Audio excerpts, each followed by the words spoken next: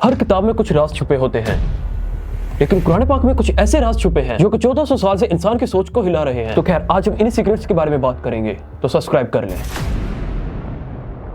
शायद आपको पता भी नहीं कि ये किताब जो आपके घरों में रखी है इसमें कितने राज छुपे हैं।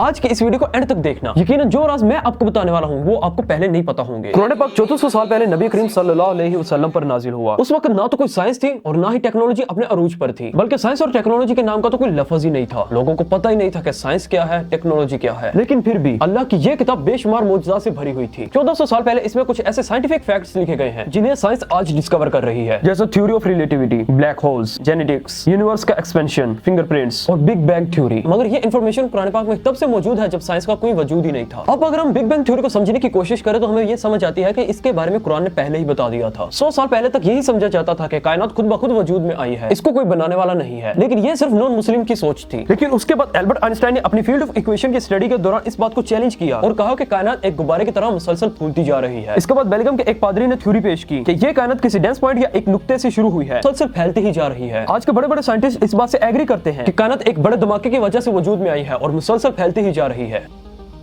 इन तमाम थ्योरीज के ऊपर अगर गौर करें तो कुरान पाक की सूरह अनाबिया के आयत नंबर 30 में अल्लाह ताला फरमाता है, क्या काफिरों ने नहीं देखा कि आसमान और जमीन दोनों मिले हुए थे, तो हमने उनको जुदा जुदा कर दिया और तमाम जानदार चीजें हमने पानी से बनाई। कुरान पाक में बिग बैंग थ्योरी को एक्सप्लेन किया गया है, जिस पर आज के बड़े बड़े साइंटिस्ट भी एग्री करते हैं। लेकिन कुरान पाक को अरेंज कैसे किया गया? आज से 1400 साल पहले कुरान पाक को कुछ इस तरह से अरेंज किया गया था। 63 साल की उम्र में नबी पाक सल्लल्लाहु अलैहि वसल्लम इंतकाल कर गए। नबी पाक के इस दुनिया के जाने के बाद हजरत अबू बकर सिद्दीक, जो कि आप सल्लल्लाहु अलैहि वसल्लम के साथी और उनके ससुर भी थे, इस्लाम के पहले खलीफा बने, यानी कि उन्हें नबी पाक सल्लल्लाहु अलैहि वसल्लम का सक्सेसर चुना गया। नबी पाक सल्लल्लाहु अलैहि वसल्लम के दौर में कुरान किताब की शक्ल में नहीं था। उस वक्त कुरान लोगों के दिलों में था और पत्थरों, हड्डियों और पत्तों पर कुरान की आयतें लिखी जाती थी। जब हजरत अबू बकर सिद्दीक का दौर आया तो उस वक्त एक जंग हुई, जंगे यमामा। ये जंग हजरत अबू बकर और मुसैलमा के दरमियान हुई, जो एक झूठा था और खुद को नबी कहता था। जब ये जंग हुई तो इस जंग में 70 ऐसे मुसलमान मारे गए जिनको कुरान ज़बानी याद था, जिनमें से एक सहाबी सालिम मौला अबू हुज़ैफा थे, जिन पर नबी करीम सल्लल्लाहु अलैहि वसल्लम कुरान को लेकर बहुत ज्यादा ट्रस्ट करते थे। तो इन सहाबियों की शहादत के बाद हजरत उमर हजरत अबू बकर के पास आए और इन सभी आयतों को एक किताब की सूरत में इकट्ठा करने के लिए एग्री किया। हजरत अबू बकर हजरत उमर की बात से एग्री हो गए और इस काम की जिम्मेदारी ज़ैद बिन ताबित को दी। फिर जब हजरत उस्मान खलीफा बने तो उन्होंने कुरान के स्केलेटन को कंपाइल किया ताकि लोग कुरान सही से पढ़ सके। जब से ये कुरान किताब की शक्ल में आया है तब से ही इसने अपने खास होने का सबूत दिया है। जैसे जैसे साइंस ग्रो करती गई, कुरान के राज हमारे सामने खुलते गए और जिस लैंग्वेज में कुरान नाजिल हुआ है ये अरबी की सबसे बेहतरीन और परफेक्ट शक्ल है। इस किताब का हर लफ्ज, हर सेंटेंस अपने मेयार पर पूरा उतरता है। ये किताब एक ही सब्जेक्ट को बार बार रिपीट करती है और हर बार एक नई डिस्क्रिप्शन नए सिरे से निकलकर सामने आती है। इसके सारे अल्फाज बड़ी ही खूबसूरती के साथ एक दूसरे के साथ बने हुए हैं। इस किताब को आज 1400 साल हो चुके हैं और आज तक इसके लेवल की एक भी किताब नहीं बन सकी। इस तरह की किताब लिखना इंसान के लिए इम्पॉसिबल है, जैसा कि अल्लाह ताला ने कुरान की एक सूरह अल इसरा की आयत नंबर 88 में बताया है, कह दो कि अगर इंसान और जिन इस बात पर मुज्तमे हों कि इस कुरान जैसा बना लाएं तो इस जैसा न ला सकेंगे, अगरचे वो एक दूसरे के मददगार हों। और हमने कुरान में सब बातें तरह तरह से बयान कर दी हैं, मगर अक्सर लोगों ने इनकार करने के सिवा कबूल न किया। नबी पाक सल्लल्लाहु अलैहि वसल्लम ने अपने लाइफ टाइम में जितनी भी स्पीचेस दी हैं उनमें भी ऐसी अपील नहीं है जो कुरान में है। इसलिए ये प्रूव हो जाता है कि कुरान नबी करीम सल्लल्लाहु अलैहि वसल्लम की तरफ से नहीं बनाया गया, बल्कि अल्लाह की तरफ से नाजिल हुआ है।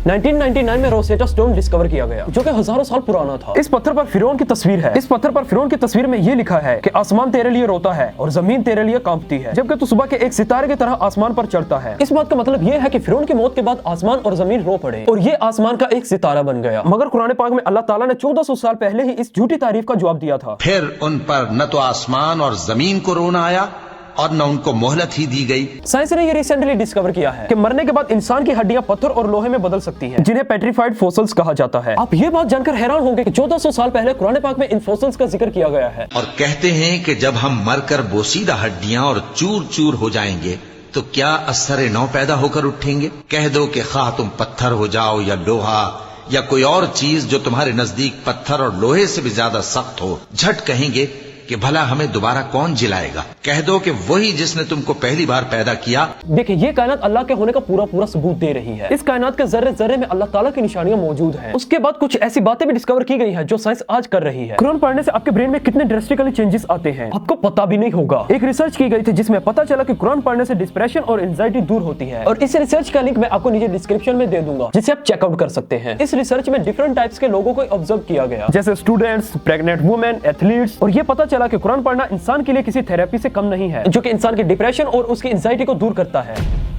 रिसेंट स्टडी से ये भी पता चला है कि कुरान पढ़ना ब्रेन के लिए म्यूजिक सुनने जैसा है, क्योंकि इससे ब्रेन में डोपामिन रिलीज होता है। ये केमिकल ब्रेन की खुराक है। कुरान ने over the time Muslim civilisation की मेंटल कैपेबिलिटीज को मजीद बेहतर किया है। कुरान की सिर्फ राइटिंग ही यूनिक नहीं है, बल्कि इसमें बहुत से सवालों के जवाब भी हैं, जिनका जवाब साइंस को अब जाकर पता चल रहा है। और आज की साइंस जो जो डिस्कवर कर रही है, ये सारी बातें आज से 1400 साल पहले कुरान में बता दी गई थी, जैसे big bang, black hole, earth rotation, universe expansion, iron, fingerprints और ह्यूमन क्रिएशन।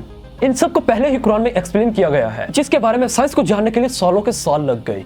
जिसमें बिग बैंग थ्योरी के बारे में तो मैं आपको पहले ही बता चुका हूँ। साइंस बिलीव करती है कि दुनिया में पानी मिट्योर के जरिए आया है, लेकिन मजे की बात तो यह है कि कुरान ने इसके बारे में पहले ही बता दिया है। और यही नहीं, कुरान ये भी कहता है कि हमने जिंदा चीजों को पानी के जरिए बनाया है, और तमाम जानदार चीजें हमने पानी से बनाई।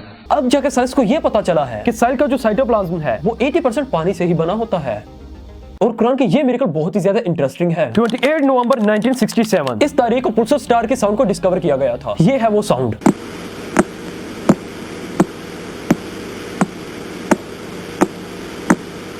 ऐसा लग रहा है जैसे कोई दरवाजे को नॉक कर रहा है। कुरान ने इस स्टार का जिक्र भी 1400 साल पहले ही कर दिया था। इस आयत में इस स्टार का नाम तारीख लिया गया है। तारीख का मतलब होता है पीटना, और जब आप इस साउंड के ऊपर गौर करोगे तो आपको ऐसा फील होगा कि जैसे कोई दरवाजे को पीट रहा है। कुरान में इस तारे को चमकाने वाला तारा कहा गया है। कुरान के चैप्टर 6 में ये बताया गया है, हजरत इब्राहिम अलैहिस्सलाम की कौम सूरज, चांद और सितारों की पूजा करती थी। जब इब्राहिम ने अपने बाप आजर से कहा था, तुम क्या बुतों को माबूद बनाते हो? मैं देखता हूं कि तुम और तुम्हारी कौम खुली गुमराही में हो। और हम इस तरह इब्राहिम को आसमानों और जमीन के अजायबात दिखाने लगे ताकि वो खूब यकीन करने वालों में हो जाए। यानी जब रात ने उनको पर्दाए तारीकी से ढांप लिया तो आसमान में एक सितारा नजर पड़ा। कहने लगे ये मेरा परवरदिगार है। जब वो गायब हो गया तो कहने लगे कि मुझे गायब हो जाने वाले तो पसंद नहीं। फिर जब चांद को देखा कि चमक रहा है तो कहने लगे ये मेरा परवरदिगार है। लेकिन जब वो भी छुप गया तो बोल उठे कि अगर मेरा परवरदिगार मुझे सीधा रास्ता नहीं दिखाएगा तो मैं उन लोगों में हो जाऊंगा जो भटक रहे हैं। रिसेंटली आर्कियोलॉजिस्ट ने इस बात को डिस्कवर किया है कि इस रीजन के लोग इनकी सच में पूजा करते थे। लेकिन इंटरेस्टिंग बात यह है कि हजारों साल तक ये नॉलेज ऐसे ही गुम रही। अब रिसेंटली ही इसे 20वीं सेंचुरी में डिस्कवर किया गया है। मॉडर्न साइंस ने डिस्कवर किया है कि जब इंसान झूठ बोलता है तो उसके ब्रेन का एक हिस्सा, जिसे सिंगुलर गैसर कहते हैं, तब ये यूज होता है जब इंसान झूठ बोलता है। लेकिन कुरान ने इसे ऑलरेडी बताया है। देखो, अगर वो बाज ना आएगा तो हम उसकी पेशानी के बाल पकड़कर घसीटेंगे, यानी उस झूठे खताकार की पेशानी के बाल। लेकिन इसके अलावा अगर देखा जाए, इंसान जब झूठ बोलता है तो अपनी आंख के पपिल को कंट्रोल नहीं कर पाता। ये करना इंसान के लिए साइंटिफिकली इम्पॉसिबल है। लेकिन जब इंसान झूठ बोलता है तो उसकी आंखों के पपिल्स डिलेट होते हैं, यानी कि आप इंसान की आंखों से ये पता कर सकते हैं कि वो झूठ बोल रहा है या सच।